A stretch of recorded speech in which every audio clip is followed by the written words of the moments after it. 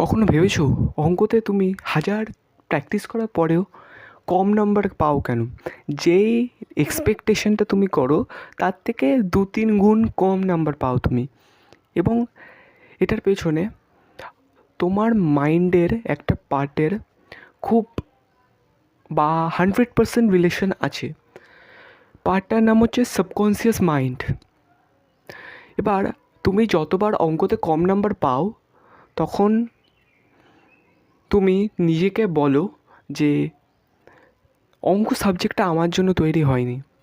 যদি তুমি অঙ্ককে ঘেন্না করো, হ্যাঁ, ক্যাচটা হচ্ছে যদি তুমি অঙ্ককে ঘেন্না করো এবং অঙ্ককে একদমই ভালো না বাসো, তাহলে অঙ্কও তোমায় কিছু দেবে না, অঙ্কও তোমায় ভালোবাসবে না।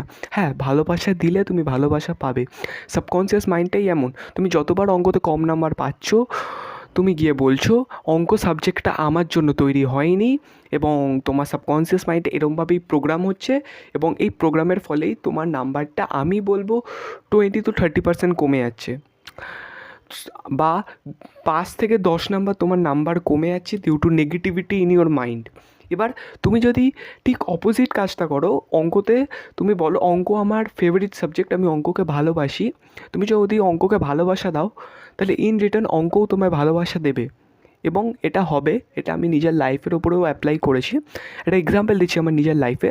আমি ক্লাস 4-এ অঙ্কতে 40-তে 10 পেয়েছিলাম, এবং ক্লাস 8-এ আমি অঙ্কতে 40-তে 36 পেয়েছিলাম।